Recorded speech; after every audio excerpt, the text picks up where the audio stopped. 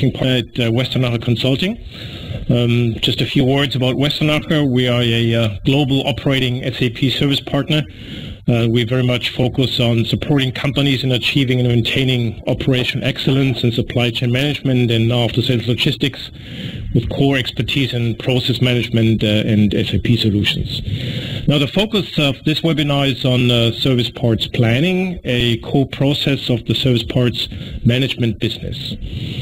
Now, first of all, where I would like to start is explain why service parts planning from a business perspective matters, and then shortly explain how the respective SAP solution portfolio on service parts planning look like. And after that, we have Carrie Thompson talking about a practical experience in implementing SPP. And then at the end, I will sort of talk about shortly how to start your journey to operational excellence. Now, let me start with why service parts planning matters. Now, if we look at the upper third of this chart in the white boxes at the targets, we can say that in general, of course, the company performance of a service parts organization is mainly driven by turnover that is generated, the customer service an organization delivers, which of course drives customer satisfaction, and the supply chain costs that occur in operating the service parts business. Now, the turnover and customer service as such are mainly driven by the parts availability on stock, lead times, and the supply chain costs are mainly driven by inventory costs and logistics costs.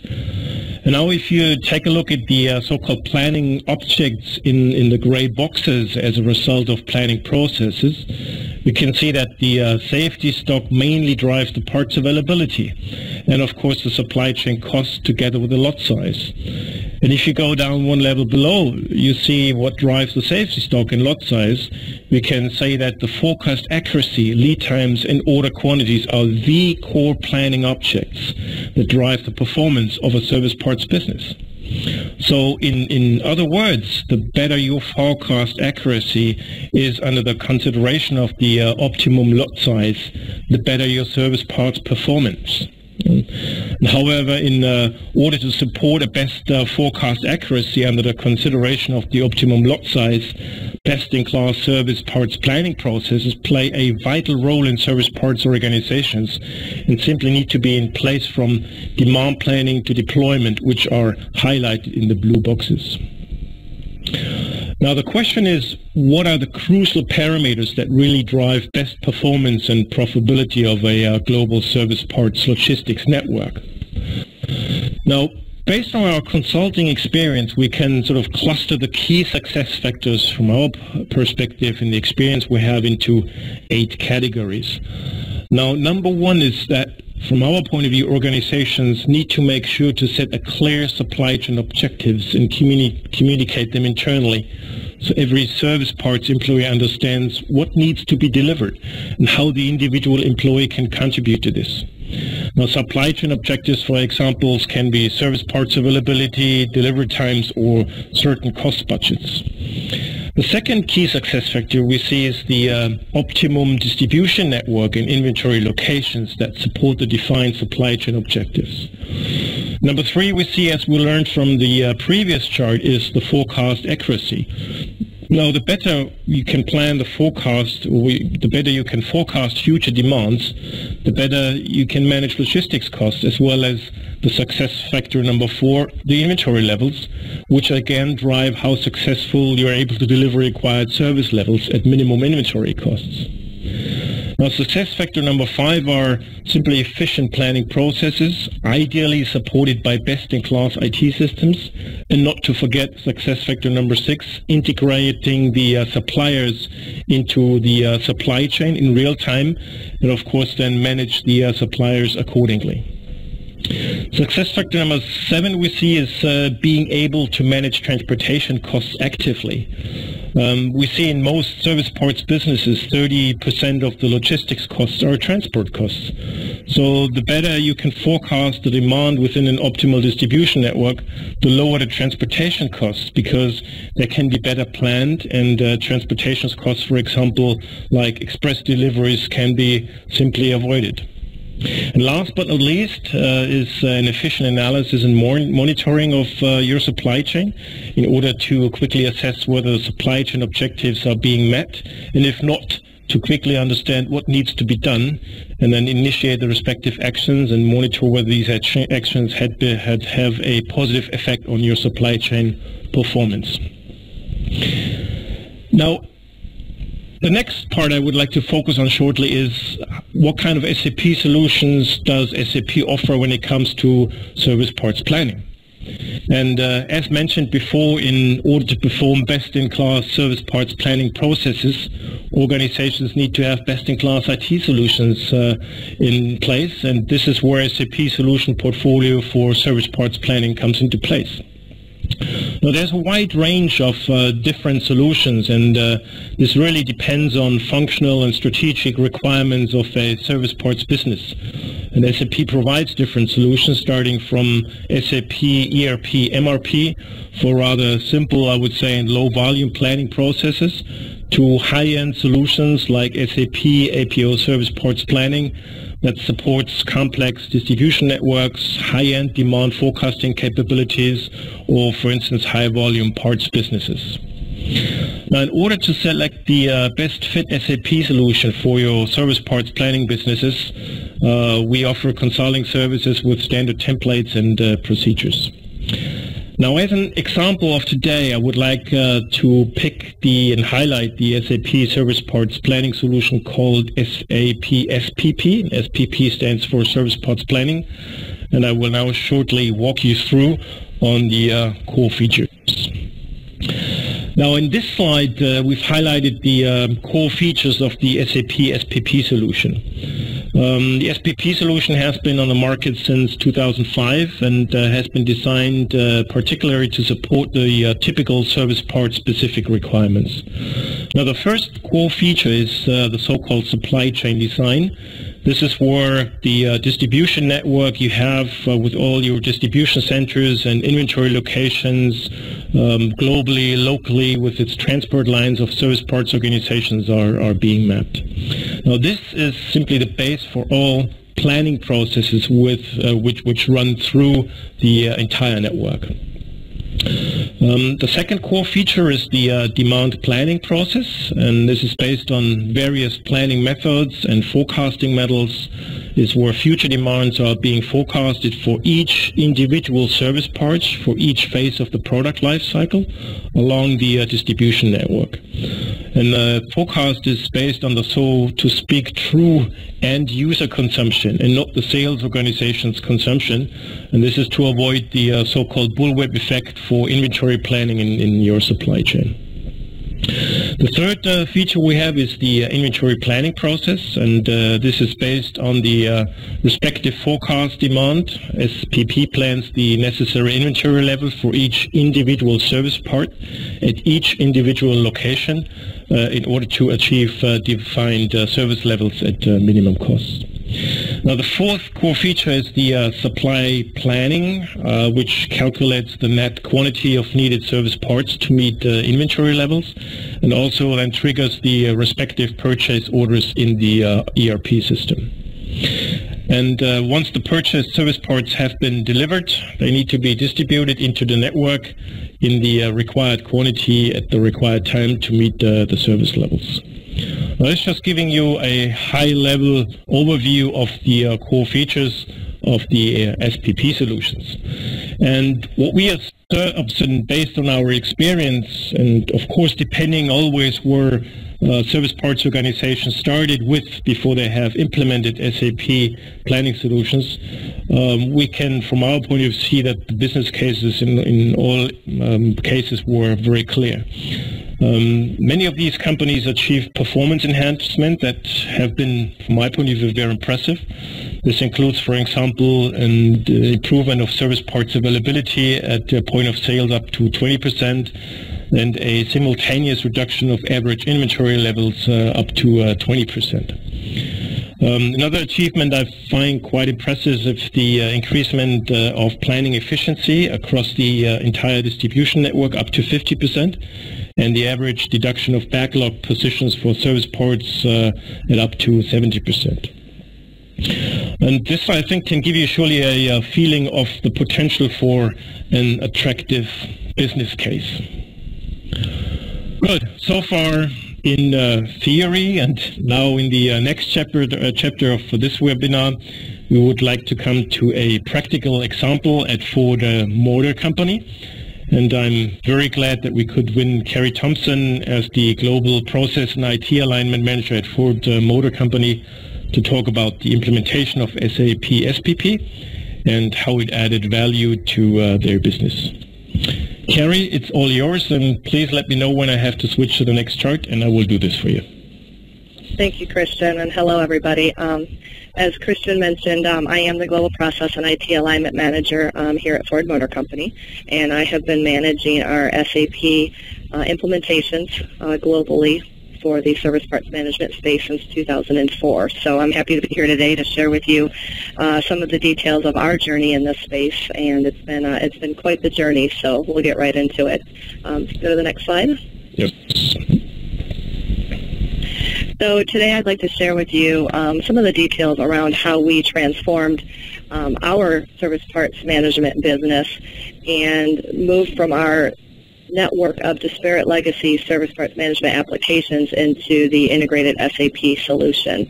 I'll share with you how SPP specifically enabled us to really optimize our supply chain organization and the planning with our suppliers. I'll take a little bit of a deeper dive with you around kind of how we approached the project, how we did some of our staffing decisions, and some of the upfront governance work that we did to ensure success. And then I'll give you a view of kind of where we started and what we were looking to get out of the SPM solution after we implemented SAP.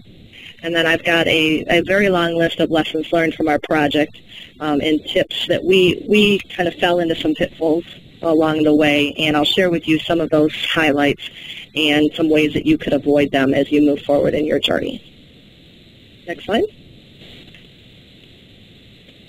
So let's start off with some of our strategic objectives as we looked to really globalize and improve our parts supply and logistics organization here at Ford.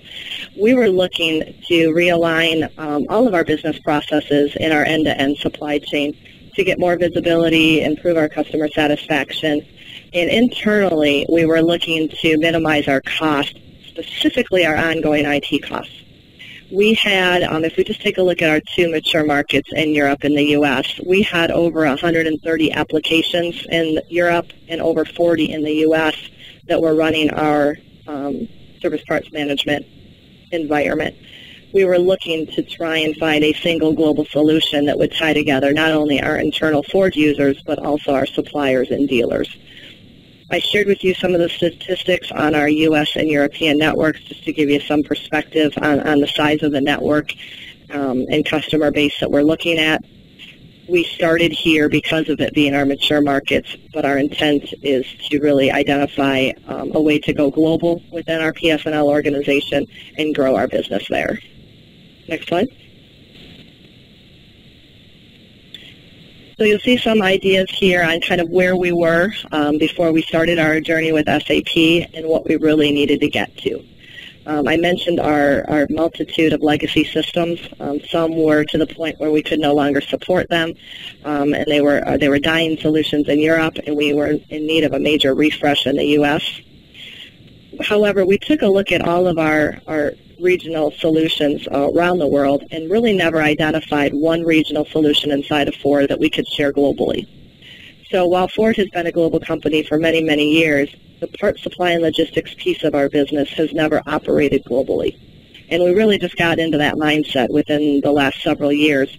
So as we looked for an IT solution to support that new vision, we really didn't have anything in-house.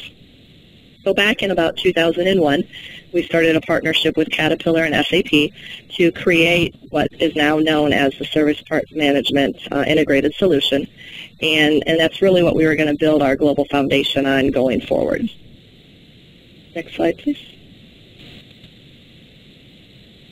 When we talk about our SAP implementation here at Ford, it's really the fully integrated suite. So we've got our supply chain management component that is optimizing our forecasting and inventory planning and our collaboration with our suppliers. We're also considering in the scope EWM, the extended warehouse management component, to basically run the four walls of our warehouse and parts depots. And then the CRM piece of it that we're going to be using for order management, marketing, claims and returns, and the integration with our finance processes inside of ECC. The next slide, please. So this is a high-level pictorial of our implementation plans, again, focused on U.S. and Europe to begin with. But what I really wanted to show this for today was to talk about our phased implementation approach. So it's very important to know that you don't have to implement all three components of the integrated SPM solution at one time. And at Ford, we chose a very phased implementation approach. We started off with service parts planning. And not only that, we did it in Europe first and then implemented it for the U.S. So we started with service parts planning, followed it up with the extended warehouse management, building by building, and we are now just into our journey on launching the CRM component to tie the full solution all together. I'll get into a little bit around the service parts planning piece specifically, but just wanted to show you that there are different alternatives on how to sequence your implementations. Next slide, please. So since the topic and focus today is on service parts planning, I thought I would share with you a little bit more detail on our first SPP implementation that we did in Europe. You'll notice quite a significant timeline here, but I will ask that you recall Ford Motor Company was the first customer for the SPP engine as it was introduced. So we worked hand in hand up front with SAP and our partners to really do some performance tuning and validation of the system early in our project before we ramped up significant volume. So you'll see a pilot there that really stretched for several months. And what we did here is we engaged two of our suppliers to work with us, and we did a lot of work up front to run the end-to-end supply chain SPP operations inside of the new tool. Did a lot of collaboration with the suppliers with what's now known as the SNC tool to get their feedback on how they were using the tool and improvements that we could make or performance expectations that they had so that they could still successfully run their business as well. In parallel, we were taking a look at what it was going to take to run the transactions inside of the Ford world and make sure that we could fit into the daily times that we had. So once we were able to stabilize that pilot, we then broke our implementation into 5 waves. And when I speak of a wave, it's really a subset of part numbers and suppliers that we launched in the groups that you see here. And we started out small. Wave 1, you'll see, had 47,000 part numbers and 347 suppliers. And we really used that particular launch to test out the SAP infrastructure and make sure that we had our support processes in place. We then moved on with each stabilization phase, and we added more functionality and more of our part base and supplier base until we got to the end of Wave 5. This allowed us to do a couple of things. By adding functionality and complexity along the way, it gave us a chance to do that stabilization in between. But it also gave us the ability, you'll see at the bottom, with our supplier and user training. A lot of what we were asking our supply base to do with the new SAP tool was very new for them. A lot of our supply base didn't have the EDI capability and some of the online collaboration work that we were asking them to do now. So it gave us the ability to ramp that up over time. If we move on to the next slide, I'll share with you a view of our program organization. Don't be alarmed when you see the extent of our team here. I will emphasize again that Ford was the first customer to venture down this journey. So we were learning a lot in the beginning here. But my reason for showing you this today is to focus on that top layer, to call out the fact that we had a global program management team.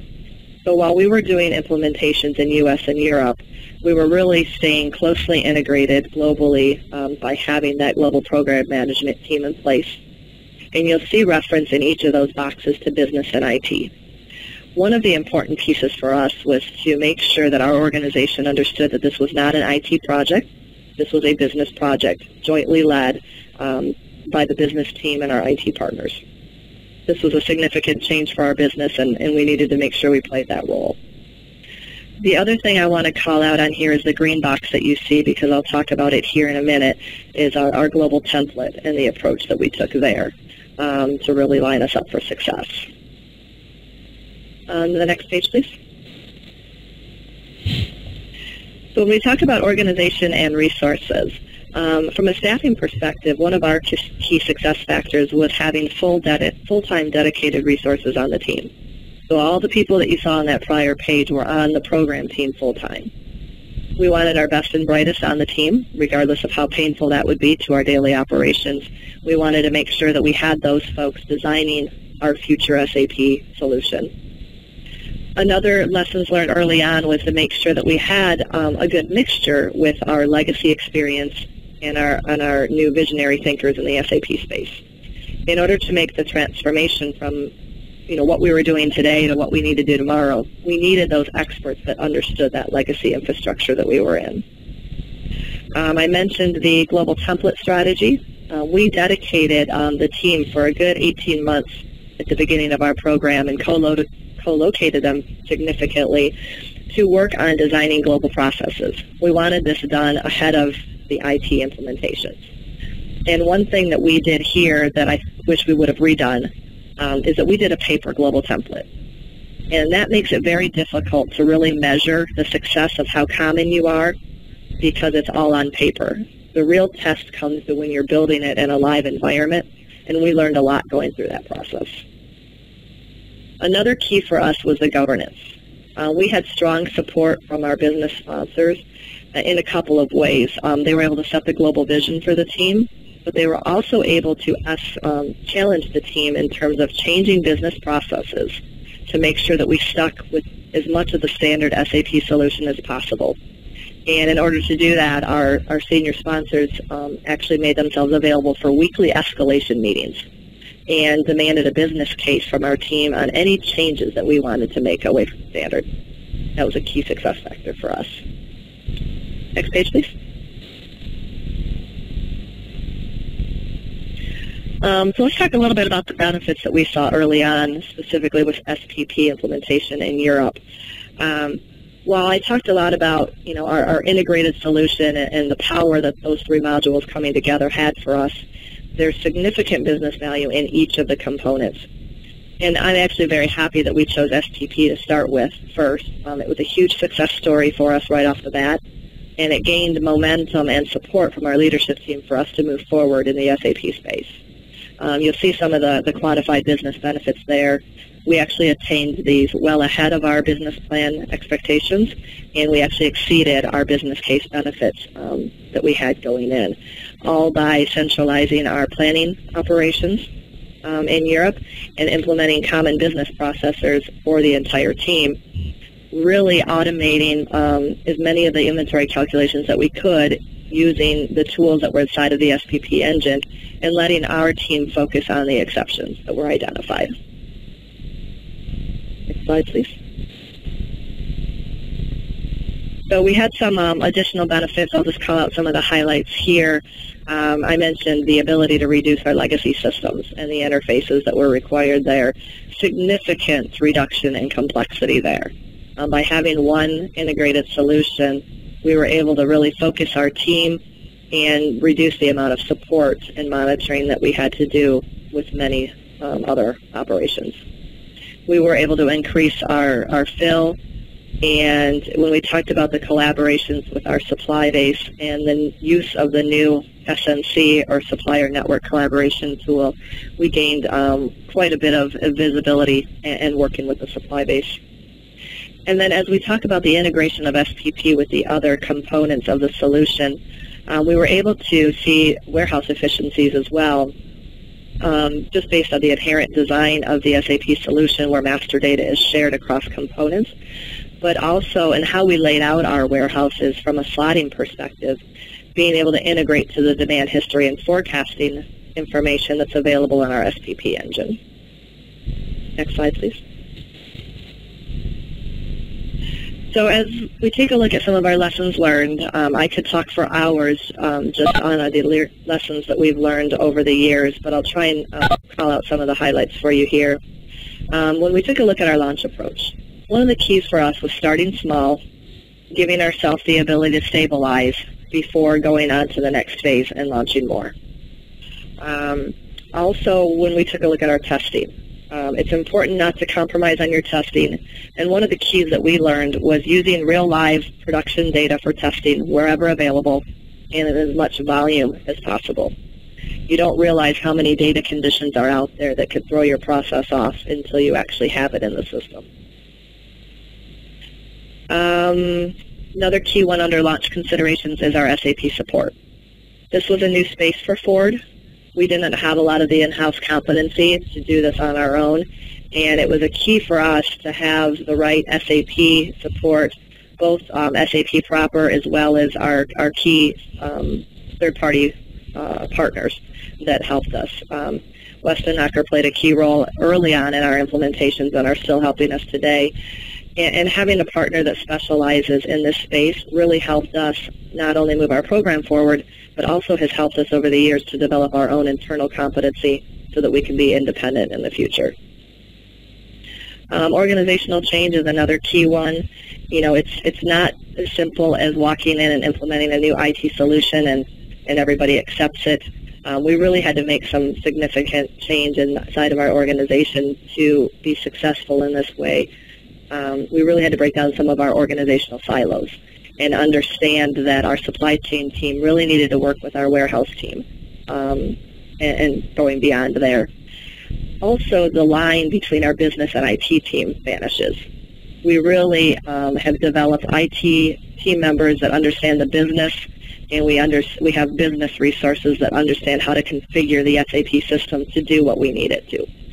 So that was a big change for us as well. Under the skills category, the highlight there, I think, is really having the expertise in our basis and technology area. When you talk about setting up and maintaining such a distributed environment that we have, we really needed some very technical expertise, and we've been able to build that internally, again, with the use of our external partners that helped us along the way. Next slide, please. Harmonization was a big effort for us. Our goal at Ford was to drive to business, common business practices. We wanted to do that before we got to the point of implementing the IT solution. Now, we had an advantage because we are involved in the upfront design of that IT solution, but we still worked very hard in parallel to change our business practices, at least where the legacy IT solution would allow it, so that when we got ready to implement SAP, we were able to go faster and be more efficient with that. The global template project that I mentioned earlier actually accelerated that effort as well. And probably the one goal that we had that was probably the most difficult was using standard SAP and limiting our customizations. You're probably all very familiar with everybody wants to do things the way they've always done things. And we had a lot of challenges from our business owners to change SAP so that they did not have to change. And that governance process I mentioned earlier was key to getting us back as close to standard as we could get. Not as successful as I would like us to be, but I think we did a fairly good job in that space. Master data was another key area for us. SAP is not the center of our universe at Ford.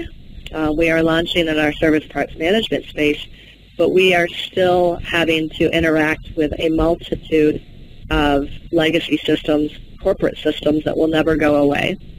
And a lot of our master data is birthed and maintained in those legacy systems and simply interfaced into our SAP solution. We learned very early on that we did not do a good job in the past of cleaning our master data in legacy. So when we brought that into SAP, we had some challenges. So understanding what SAP needed in order to consume the master data from another source and putting processes in place to maintain that going forward was a key for us. In fact, I think I mentioned it later, but we developed a master data organization as a part of our SAP launch to manage that piece of it for us. Next slide, please. On the technical side, we had some key lessons learned as well. As I mentioned, the SAP solution was very new to us and introduced us to some new ways of doing business. One of the areas around the integration that caused us some challenges, it's important to understand the robust integration inside of the SAP components and between the SAP components of SPM. While it's very robust, you need to know what it is. But one that causes probably more challenge is the legacy to SAP integration. Some of our legacy systems that I mentioned that we were moving away from, and particularly because we were doing a phased implementation approach, we were having to integrate to legacy systems for many years in our interim state as we launched component by component. We have found that because our legacy systems were so outdated, a lot of the team members that were on board when those systems were designed were no longer with us. So we were learning every day more and more about our legacy systems and how they would interact with the SAP world that we were moving to, both on an interim and in the end state. So that was a key learning for us. And the incident strategy, this is probably one of the biggest decisions that we made that I regret that I wish we would have done differently. When we originally started down this path, our goal was to have one global instance and call that our global template system and have that feed 2 regional systems for implementation. When we started down that path, we started to look at what that was going to do to our speed of implementation, because you can only do so much in parallel when you're in a global instance. And at that time, we chose to go faster versus maintaining a global system. So we split off into 2 regional systems, one for US and one for Europe, and let everybody go as fast as they could on implementation. Now that we are truly trying to act as a global part supply and logistics business, we want to do global supply chain planning, and we cannot do that in 2 instances. So we are actually just beginning a project now to look at how do we go back and build one global environment that we will eventually have to move both the U.S. and Europe to, as well as the rest of the regions as we go global. So it's become quite an undertaking and something that we would have prevented if we had our global vision in mind when we first started. When we talk about the path to production, with such a complex environment with lower environments for testing and development before you get into production, we had quite a few challenges understanding how to keep those environments in sync, and really learned to put a lot of value on our transport management processes and our change management processes. And that's one I would recommend that you don't underestimate as you move forward, as well as making sure that you plan into your implementation timelines the application of SAP notes and service packs and upgrades along the way. That is some work to do those, but it's highly beneficial to stay current. And we learned that the hard way, and are now trying to put those opportunities inside of our implementation plans. On the performance side, this was a challenge for us. We, even to this day, don't have a robust way to replicate our production volumes inside of a lower environment to do real valuable performance testing. We are implementing so fast right now. We are implementing a couple hundred suppliers in the U.S. every month. We are implementing one warehouse almost every other month now in the U.S. And we are just charging ahead as fast as we can. And it seems as if with every launch, we are getting new surprises on performance, whether it's from a hardware perspective and we need more capacity in our network, to performance tuning of the application itself. If we would have done more upfront performance testing, we could have avoided some of these surprises. The key here is there's not a lot of tools out there to be able to do this, and it requires a very special expertise to to learn how to manage a performance test in this environment. This is another area where we have been relying heavily on SAP experts and our third-party partners because we just don't have that expertise inside of Ford. Next slide, please. So I mentioned I could go on for hours with our lessons learned. You saw quite a few in the last couple of slides, and I could probably show you 10 more. It's been a very long journey, but if I can just highlight for you in terms of wrap up some of the key ones in my mind for you to take away today. And I mentioned this a couple times, but understanding your global vision at the start of your project. If you don't do that, you're going to end up making a lot of short-term decisions that will either prevent you from reaching that global goal or create a lot of extra work for you to get there, which is what we're experiencing right now. Another key one for me was our business sponsorship.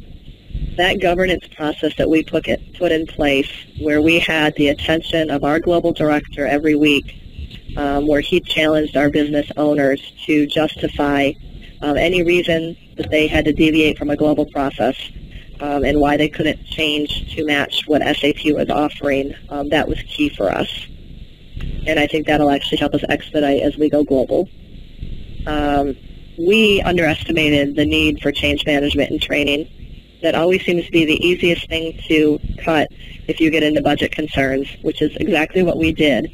And it ended up making our project team take on a lot of the effort around the local training, communication, explaining change impacts to our business owners. And I feel that if we would have had that change management team and training team in place, that we would have saved quite a bit of effort there. SAP customizations, obviously the goal is to limit those. Very difficult to do, but huge business benefit if you can do that going forward. Master data and understanding that what SAP requires to consume master data and making sure that we invested the time up front was key for us. And again, the development of that master data organization. The testing was another high value one for us. And the sooner you're able to use real data in your testing, the better. We actually prioritize the development of our interfaces up front to be able to do that so that we weren't having to mock up a bunch of data. We used the real production data wherever possible. And last but not least, the phased implementation approach. By starting small, giving yourself the ability to stabilize what you've gone live with before taking that next step was key for us. It allowed us to learn very early on in our project, and it has allowed us to go faster as we move forward. One last example, while we took this approach for our U.S. and European implementations, as I am now looking at implementing in Asia Pacific next, I am actually able to do much more in parallel. In fact, we are looking at doing an integrated launch in Asia Pacific now, not only because of what we learned doing the phased approach up front, but also because of the integrated solution that we're moving away from in Asia Pacific. This upfront approach, doing one component at a time, and specifically SPP first, really helped us to set ourselves up for success going forward. So that is the end of the Ford story that I'm sharing with you today. I will hand it back over to Christian.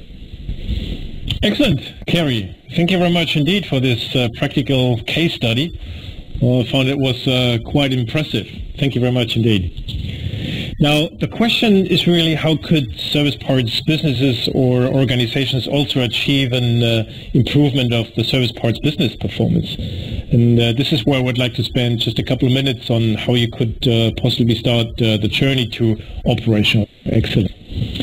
And I think we've heard it quite a few times from Carrie, and also based on our experience, the approach to achieve best results in service parts planning and organization should be really holistic, which means that an optimum service parts performance is a balance between best-in-class business and planning processes, the respective organizations with the needed roles, tasks, and skilled people, and also this organization which supports these business processes, and of course the respective IT system which is needed that supports again the organization and the processes. Now furthermore, we also had from Kerry, before starting any project, we really recommend that it is vital to understand where your service parts organization stands with your current performance and KPIs, and what your business strategy really is, what your vision is, what you want to achieve, and therefore what kind of business targets in KPIs need to be achieved. And that is the platform and the base for actually implementing a service parts management solution. Now, based on, and this is sort of high level, just to give you an impression on how we could tackle this way forward, and therefore we have a best practice approach to support companies optimizing their service parts businesses, and this approach is segmented into 4 major phases. Now, the first phase, and I think this is vital, where companies should really spend time on, is the so-called strategy phase, where we jointly would define the service parts business strategy that has to be achieved, ideally also in KPIs, in comparison to the current situation where you stand today, covering the process performance, the current processes you have, and the organizational structure you currently have in the IT landscape. Now, after that, what really makes sense is to enter sort of a second phase, is the so-called design phase, where we would define the target processes, the target organizational structure with the roles, tasks that really should support the target processes, and also the necessary IT systems to achieve the defined business strategy in phase 1. And the design phase would also include a proof of concept and a business case. And then phase 3 and 4, without going into detail, simply follow our standard procedure for implementation optimization to ensure sustainable operational excellence in the service parts business. And one part really, as you can see in phase number 3, is, as Kerry mentioned, is the organizational change management, which is really a vital role to support achieving your business targets. Good. Now, this is the last chart. We have come more or less to the end of this presentation as such. And before we come to the question and answer section, I would like to highlight and mention that my colleague Michael Ratcliffe, who is in charge of business development at Westernacher in the UK, will be extremely happy to be your contact if you want to follow things up in this subject. So please contact Michael in this matter.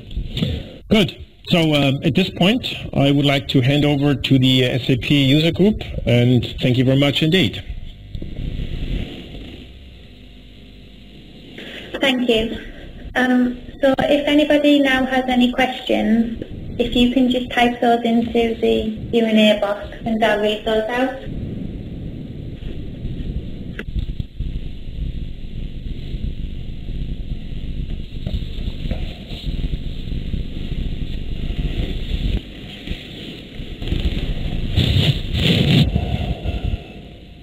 So there's one question here about the Ford project.